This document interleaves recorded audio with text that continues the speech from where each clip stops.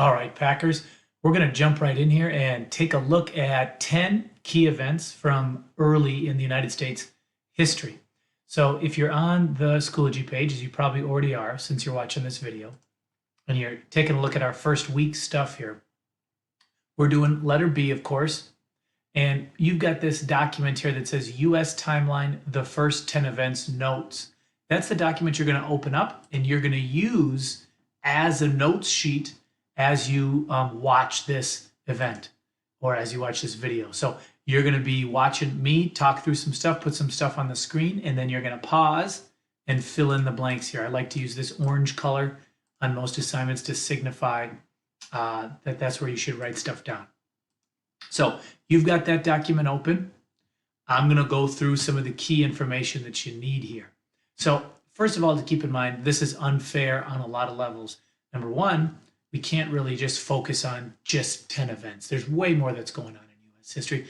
The other thing that's unfair about it is I'm just going to drop a little summary on it. So when you hear some of what I explained, you might come back with questions, with arguments, ideas. Yes, good. That's exactly right. That's what we want history to be. History is not just memorize these 10 facts. History is let's take a look at these things and then let's offer some different opinions and perspectives on it.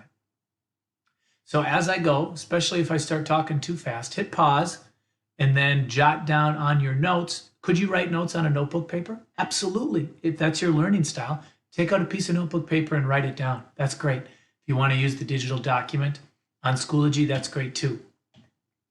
So we start with number one, back in 1490. So that's before most Europeans, almost all Europeans, have arrived in North America or South America for that matter. And the key here is that there were millions of Native Americans or indigenous people, whatever term you want to use. More than 600 tribes.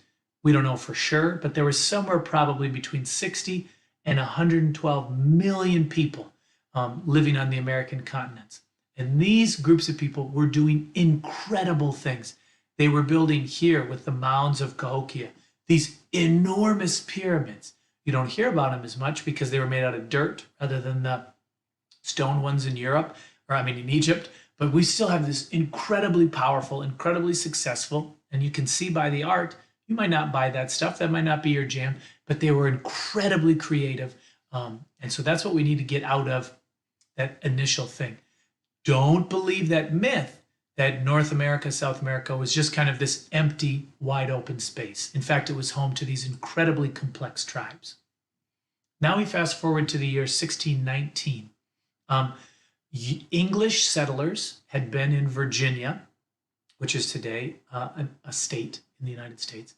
They've been there for over 10 years, and they had shown up hoping to find gold, but instead there was no gold. So they switched to growing and selling tobacco. And the reason 1619 is important is that was when the first exchange of humans happened in what would later become part of the United States in Virginia. So kidnapped Africans are sold in Jamestown so that English settlers can kind of continue to try to make money, not off gold that wasn't there, but instead off of tobacco farming. So we can see that from the very beginning, the Europeans that arrive in North America, some of them are dead set on making money. The third one is one that you're probably well familiar with, the Declaration of Independence. Hopefully you've also been writing down the years, right, in those blanks as well. So the Declaration of Independence, you've probably heard of it, declares Great Britain's king has broken his promise and refuses to respect the rights of the British colonists. So the colonists have the right to create a new government. So that's this beautiful document, right, that has these wonderful ideals about what it means to be a good government and what it means to be free. Now we contrast that with this history of slavery, and we've got the whole study of U.S. history. Some beautiful parts and some not so beautiful parts. You can see even from the very beginning, I've included a lot of screenshots from the musical and now the movie on Disney Plus, Hamilton, which you will hear me talk about a lot during trimester one. The fourth event that I want you to write down is from 1781. It's the end of the American Revolutionary War. So we know this, it's not a spoiler alert, the colonists, George Washington and his friends, win the American Revolution and kick the British out. But what a lot of people don't know is that the French actually were a big help. Fans of the musical Hamilton know that the Marquis de Lafayette was a big part of that. Here's what he really looks like. But nonetheless, it was really important that the French helped these colonists fight for their independence. The fifth thing, now is this going really fast? Is this going over hundreds of years in just a few minutes? Yes. Is that a great way to learn? Not details, but just we're looking for the big picture, right? So in 1789, the Constitution of the United States was ratified. So the part that I'm going to harp on big time this trimester is that the first try that the colonists had, okay, we won our independence, here we go, failed. They tried a government called the Articles of Confederation that just did not work. There was really little that they tried to keep of it because it was such a failure. But what a constitution is a set of rules for a government. And they use this phrase to create a more perfect union. And again, with all the negatives, you can see who's in the room, only rich white dudes. That's not great. But what they do is they say, we can create a more perfect union. We can continually make ourselves better. And that's the hope of the Constitution. And it's pretty amazing that in the 1700s, 1800s, 1900s, now we are in the 2000s, our government is still trying to stick to that set of rules. So again, we've got the positives contrasting with some head-shaking negatives. In 1830, two presidents kind of over the course of time, Jackson and Van Buren, create and enforce this racist government policy that pushes Native Americans off land that had been promised to them, even as the tribes gave up their way of life and changed their culture to adapt to U.S. society. So they said, if you want us to speak English, great, we'll learn. You want us to practice Christianity? Great. What do we need to know? They still got kicked off their land, and thousands of Native Americans die as a result. This is a crucial event, right? Certainly not one to celebrate, but it's one that we need to keep in our minds. So I'm trying to not make these videos super long, but also give you time to hit pause, think about what we're talking about.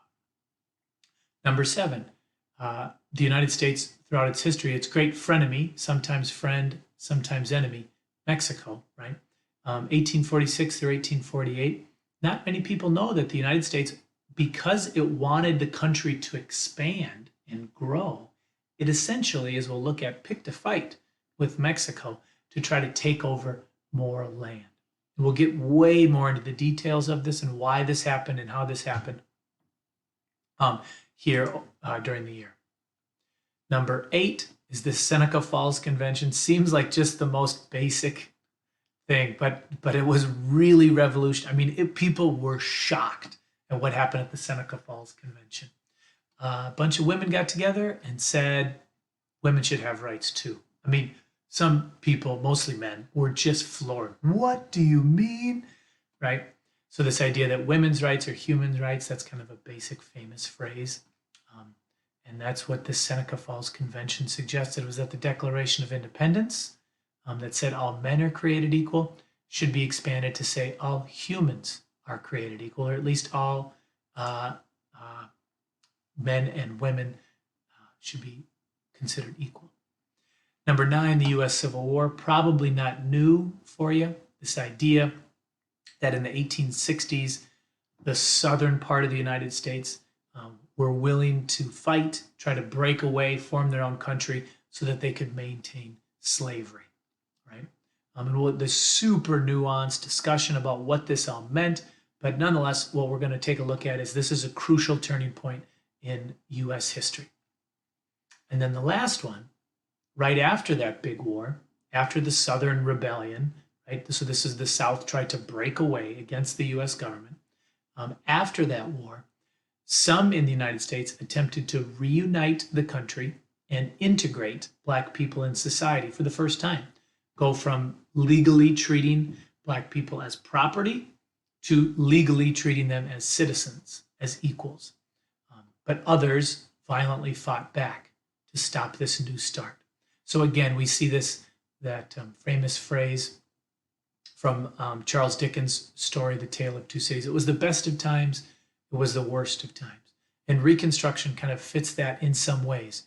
So Black men are able to vote for the first time and receive some rights in certain places, and things are going really well. On the other hand, we see the invention of this thing called the Ku Klux Klan. So we see both things going on here. So these are the first 10 events. Hopefully you were able to pause the video, write down the notes. Now you have those notes. Now the key is going to be for you to go back to Schoology and use these notes on the learning check. That's going to be the key here, right? So we have the video, we have the notes. Now we want to see, did this work? Did you listening to me and writing stuff down? Can you use that information? Should you use your notes? Absolutely. Yeah, that's how we learn on those learning check questions.